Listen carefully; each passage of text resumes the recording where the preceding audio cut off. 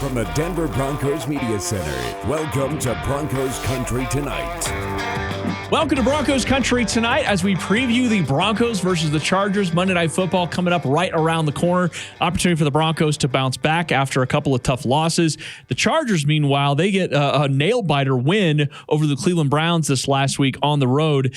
You look at where these two teams, and in a lot of ways, they're polar opposites, right? The Chargers offense is absolutely carrying that team right now. Defense is banged up. Yep. They are one of the worst in points given up, the 30th in the league, 27.2 points per game. And then meanwhile, the opposite side, the Broncos offense is yet to get on track. Their defense is carrying them. To help me break it all down, the one and only Steve Atwater. What about? What's up, Warrior? Good to have you here, man. Hey, I'm happy to be here. Yeah, Ben should take more days off. Oh, I'm just kidding. Cold. Anyways, but in this game, let's kind of break this down a little bit here. In this game, Chargers at 3-2, Broncos at 2-3. I think that the overall feelings about these two teams are probably opposite, though there should be concern really for both because the Chargers defense isn't playing to the level that it should. You have a defensive head coach, by the way. And then the Broncos offense, of course, we know there are a lot of concerns here locally. Yeah, well, I think with the Chargers, obviously, Justin Herbert's been there several years now, whereas Russell Wilson just came in the building this year. And, I think that they have a lot more patience out there in L.A., and their expectations, although they're high, it's not like it's through the roof, and it's like we expect everything right now. They know that they have a young team, a relatively young team, and they have a bunch of great players on that team, whereas we have a bunch of great players, but Russell Wilson, he's in his 10th year in the league, and I think our fans are expecting perfection today, immediately, like yesterday. And NFL just doesn't work like that. If it were that easy, everybody would win Super Bowls and just get it going right quickly when they go to different teams. Well, and not everybody's like Tom Brady. That doesn't happen very often. No, and that's certainly an acknowledgement. You got a new coaching staff here. You got a new quarterback. It's a lot of new. It's a lot of new, ton of new. And I'm looking forward to seeing the adjustments that they're going to make. You heard from Coach Hackett this week saying they're going to pare down some things. They're going to focus in on the offensive playbook. So I'm looking forward to seeing what that looks like. The biggest thing for me, and I know that you're going to love this conversation, as it always starts in the trenches. Right. So this game, one way or another, you look back at the Chargers' loss to the Jacksonville Jaguars 38-10. The Jacksonville Jaguars owned the offensive line and the defensive line matchups. Well, I'm a big believer in that. Back in the day when we played, if our interior defensive line, if they weren't the beasts that they were, big Keith Traylor and, Neil Smith on the edge and Trevor Price and those guys, there's no way we would have been able to have the turnovers that we had on defense. And it all starts there with the big guys. They don't get all the credit, but they are a huge part of teams not being able to run on you, getting pressure on quarterbacks when they're passing, especially when you got a great quarterback like Justin Herbert, and Russell Wilson. We know that the Chargers they have a lot of talent on that defensive side of the ball, and eventually they're going to get everything together there. But we feel the same way about our offense. We feel like our offense is going to get it together.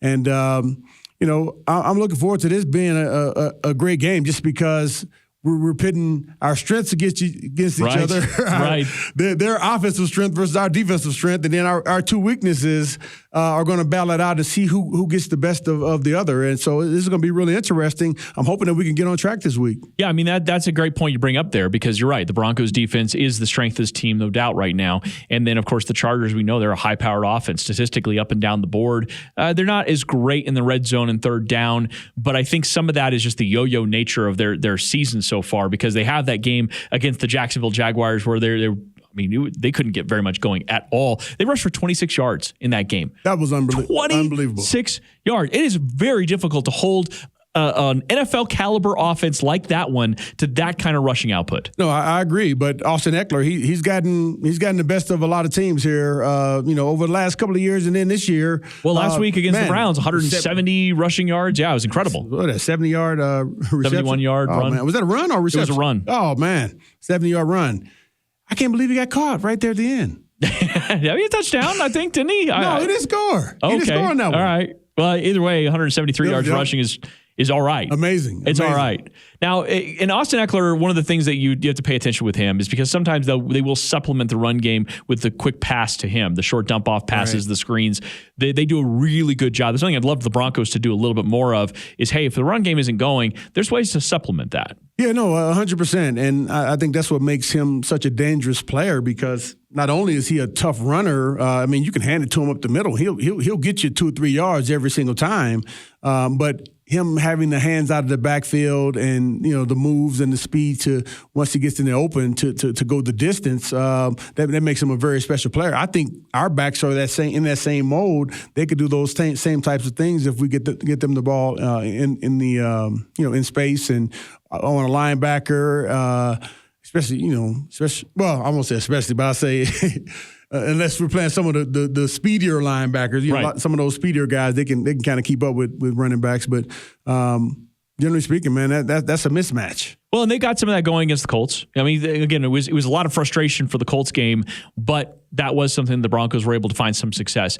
It's such a boom and bust nature of this Broncos offense. They're 8th in big plays, right? You're thinking about a team that's scoring 15 points per game. They're the worst red zone offense. They struggle on third downs, yet simultaneously they're 8th in big plays. So to so boom bust with this offense right now, it's funny. I almost think that people who last year talked about the Pat Shurmur offense and say there's no big plays, right? And that was one of the biggest problems. Well, you got the big plays. Now you need to get kind of back to center a little bit on some of it, don't you?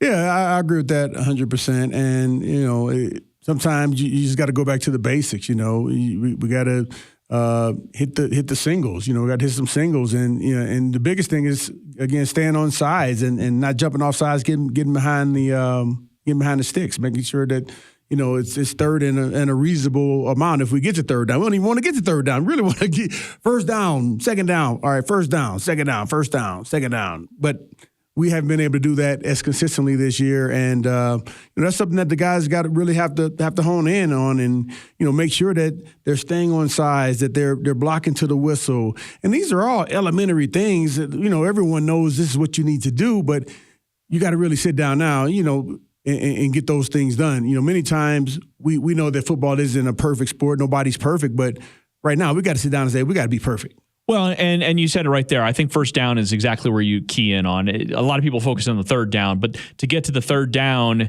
you have to see what you did in first and second down. And Nick Kosmider had this in The Athletic, which was a phenomenal piece that he put together, but also a lot of great stats. The Broncos are 29th in success rate on first down, 32.7%. Wow. And then check this out, dead last in the NFL, 37.2% of their first down plays go for 0 or negative yards. Yeah. So over a third of your first down plays go for 0 or negative yards. So you're putting yourself in bad situations before you even really get going in a drive.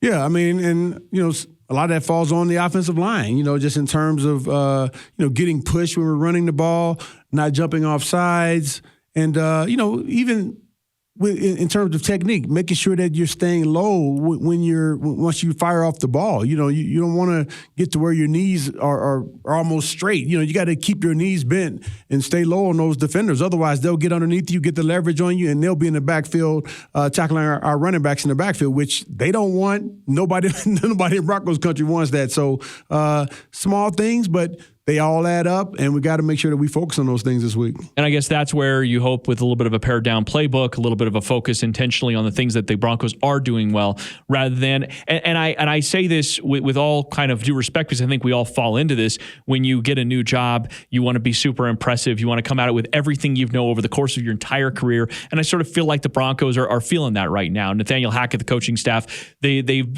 accumulated all of this knowledge over the course of time, and they're now trying to ace the test. But the thing is this isn't one of those things like just because you know all the answers ahead of time, it's going to automatically give you that grade. You're going to have to go in and actually read all of it, read all the fine print. And in this case, that means getting everybody on the same page and doing the small things. So I'm not giving up on this. I don't think the players in the locker room are giving up on this. Man, but there's a requirement of patience, I think, from everybody through what Coach Hackett deemed as growing pains. Yeah, no, I agree with that. And, I would say I'm never giving up on the guys because I know what it takes to get there, and sometimes the early part of it isn't easy. It isn't pretty.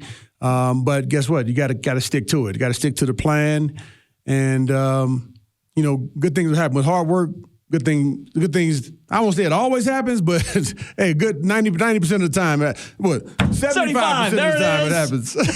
You were so close. I was like, if you're not going to get there, if he won't do it, I'm absolutely do it. All right, Steve, appreciate you helping me preview the game, the Broncos and the Chargers, Monday Night Football. For Steve Atwater, I'm Ryan Edwards. Thanks for watching Broncos Country Tonight.